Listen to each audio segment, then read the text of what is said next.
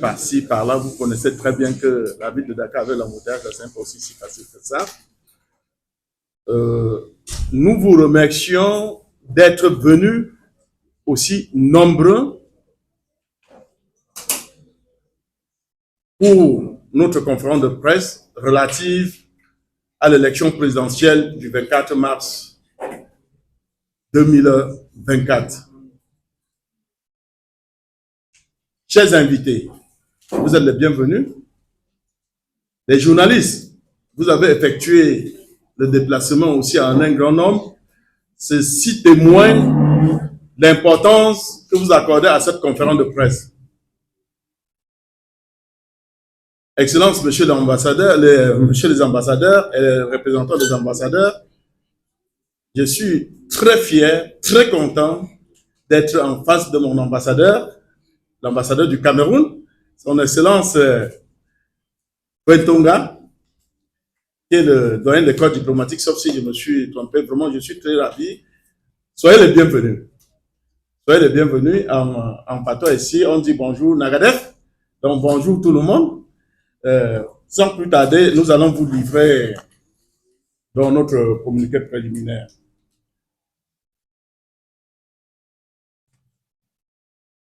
L'élection présidentielle initialement prévue le 25 février 2024 n'a pas eu lieu, la date prévue. Nous n'allons pas réveiller tout ce qui s'est passé puisque vous êtes au courant. Après tout ce qui s'est passé, le Conseil constitutionnel a demandé pour la dernière fois au président de fixer la date. Et quand le président a fixé la date pour le 24, ça a été validé par le Conseil constitutionnel. Vous le savez aussi. Je voudrais simplement dire que depuis que nous venons ici au Sénégal, depuis 2012, nous n'avons jamais vécu une élection comme celle-ci.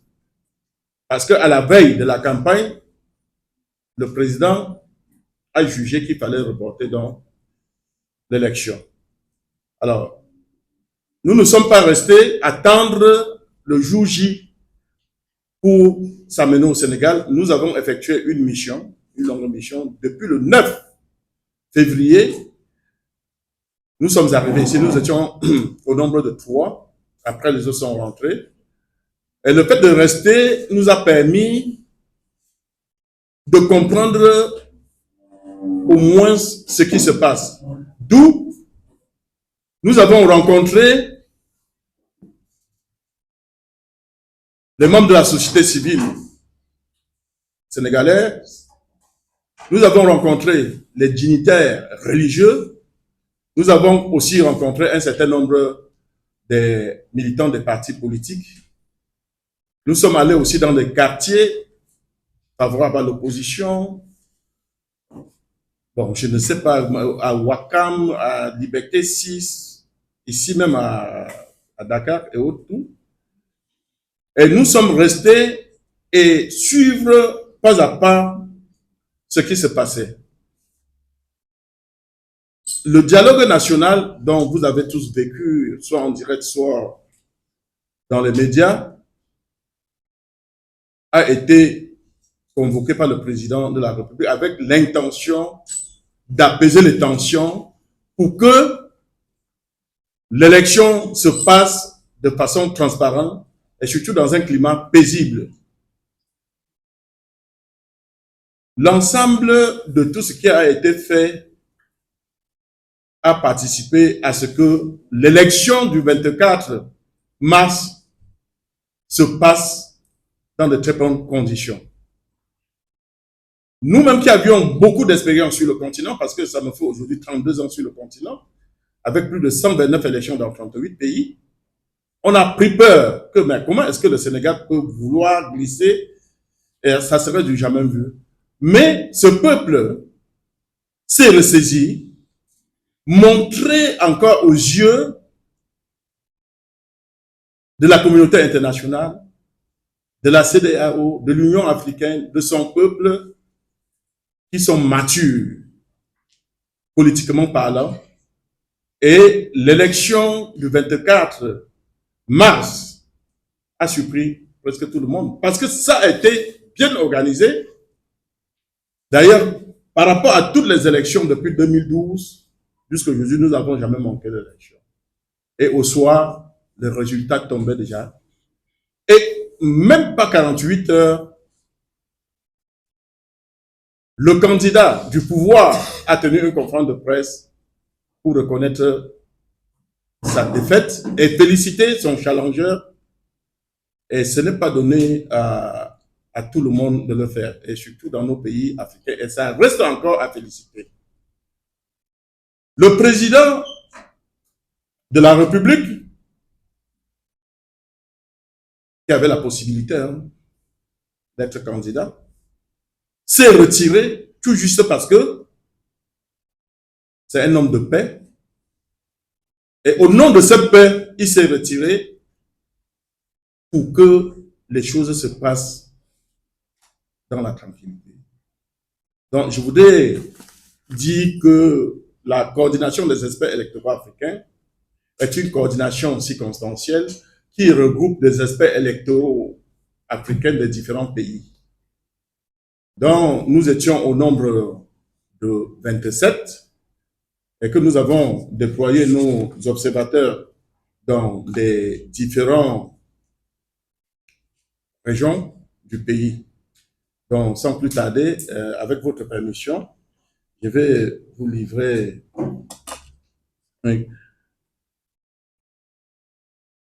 conformément aux objectifs que la coordination des experts électoraux africains s'est fixée à accompagner les pays qui se sont engagés résolument dans le domaine de la bonne gouvernance démocratique et la paix en Afrique, et à l'invitation des autorités chargées d'organiser les élections en République du Sénégal, notre organisation circonstancielle constituée des experts électoraux appartenant aux différentes organisations de la société civile des différents pays du continent africain a répondu favorablement en déployant 27 observateurs internationaux pour observer le bon déroulement du scrutin présidentiel dans la transparence, l'objectivité et la neutralité.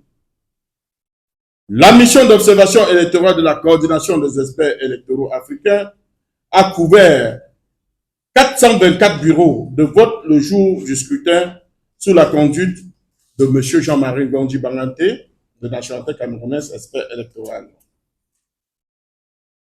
Les experts électoraux venant du Cameroun, Tchad, République démocratique du Congo, Gabon, Burkina Faso et Mali ont été déployés dans les régions de Fatick, Dakar, Thiès, Casamance, Tambacounda, Fouta, Kaolack et Saint-Louis le jour du scrutin pour veiller scrupuleusement à la bonne tenue du dit scrutin. L'équipe de la mission électorale internationale de la coordination des experts électoraux africains, à son arrivée en terre sénégalaise depuis le 9 février 2024, n'a pas lésiné sur les moyens pour rencontrer certaines associations de la société civile sénégalaise, les dignitaires religieuses, les personnalités politiques et les autorités en charge des élections. Je veux dire la direction générale des élections, afin d'avoir leur opinion relative à la crise socio-politique que secoue le Sénégal. Campagne présidentielle.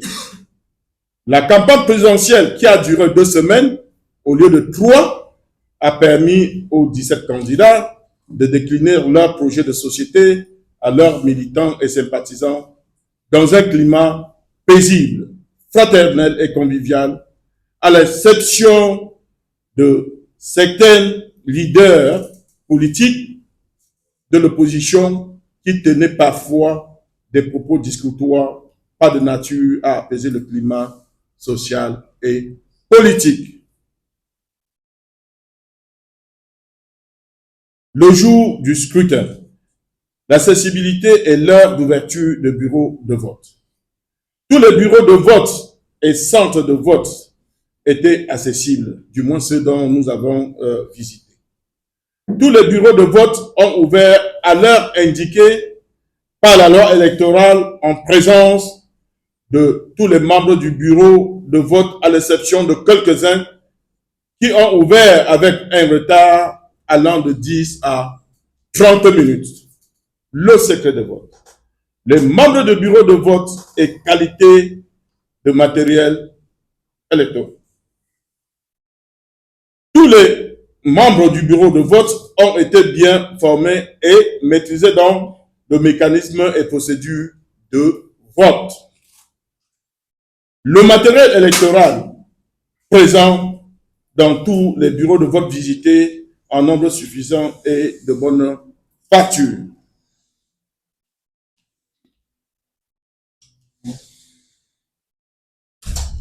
Le secret de vote a été scrupuleusement respecté. Les forces de sécurité et de défense. Les forces de sécurité et de défense ont accompli leur devoir avec professionnalisme et succès. Médias. Tous les médias nationaux et internationaux ont couvert tout le processus électoral dans les règles de l'art. Mais je voudrais simplement dire, avant la tenue des élections, il y a eu un très grand nombre de médias occidentaux, même certains médias africains, qui ont jeté le discrédit sur le Sénégal, voulant ternir l'image du Sénégal avec des informations qui n'étaient pas vraies, puisque nous sommes arrivés sur place, mais qu'à cela ne tienne, la grande majorité des médias qui ont couvert cette élection ont fait preuve de professionnalisme. Il fallait, n'est-ce pas, franchement, et je vous remercie de tout mon cœur. Observateurs nationaux et internationaux. La République du Sénégal, dans sa quête permanente du processus de la démocratie, de la sécurité, de la paix et de l'économie, a organisé ce scrutin présidentiel dans de très bonnes conditions, équitables et transparentes, a, comme par le passé, invité et accrédité un grand nombre des observateurs nationaux et internationaux appartenant à des organisations continentales, régionales, sous-régionales, ainsi que les ONG de la société civile africaine. La mission électorale internationale de la coordination des experts électoraux africains a échangé avec certains d'entre eux et suite aux entretiens très fructueux, il ressort que l'élection présidentielle du 24 mars 2024 s'est bien déroulée sur toute l'étendue du territoire national. Conclusion. Considérant le processus démocratique, bonne gouvernance et le développement que le président de la République a bien voulu consolider dans son pays, vu l'importance et l'attachement que le peuple sénégalais accorde à l'organisation régulière des élections, considérant que ce pays a le droit d'aspirer à la sécurité, à la paix et au développement, vu la bonne organisation et la transparence de l'élection présidentielle du 24 mars 2024, la mission électorale internationale de la coordination des experts électoraux africains s'affirme pour accorder que l'organisation de cette élection remplit les normes internationales en matière d'organisation des élections. En revanche, la coordination des experts électoraux africains souhaite vivement que les institutions continentales reconnaissent la bonne organisation et la crédibilité de ce scrutin présidentiel du 24 mars 2024 au Sénégal.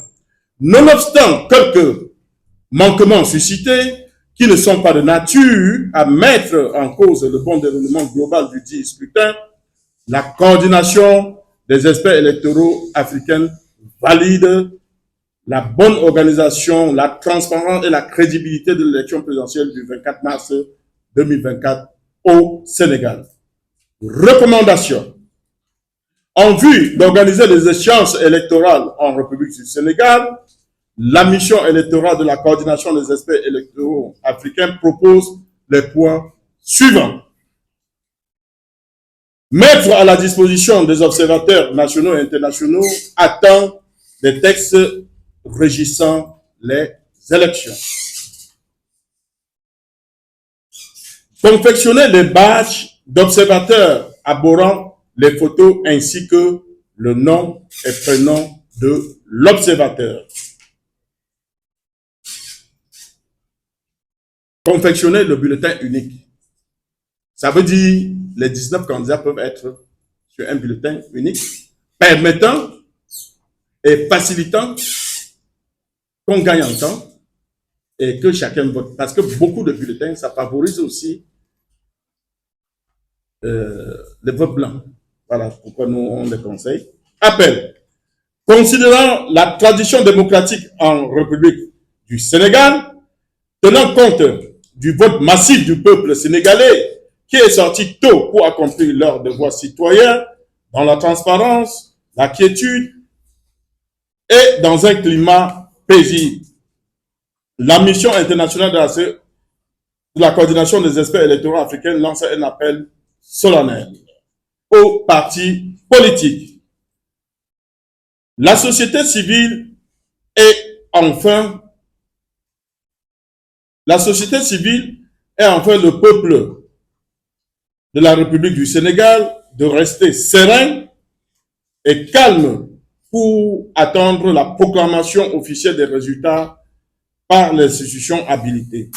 En cas de contestation, saisir les autorités en charge de régler les contentieux électoraux. Félicitations. La mission électorale internationale de la coordination des experts électoraux africains félicite tous les acteurs impliqués dans la bonne organisation de ce processus électoral. Je cite le président de la République, Macky Sall, qui a mis tout en œuvre pour la considération des acquis démocratiques, la paix et le développement du Sénégal, et le candidat M. Mamadou Ba, qui a reconnu la victoire de son adversaire et le féliciter avant même la programmation du résultat. C'est très important. Ça pèse. La Direction générale des élections, pour son efficacité et son expérience de longue date en matière de l'organisation des élections. Le gouvernement de l'État de la République du Sénégal, qui a œuvré en toute diligence pour que ce scrutin se passe dans de très bonnes conditions maximales. Que Dieu, que Allah Tout-Puissant et Miséricordieux bénisse le peuple sénégalais, bénit la République du Sénégal. Fait à Dakar le 26 mars 2024.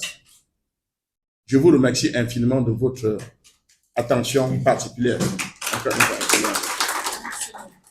Donc, pour des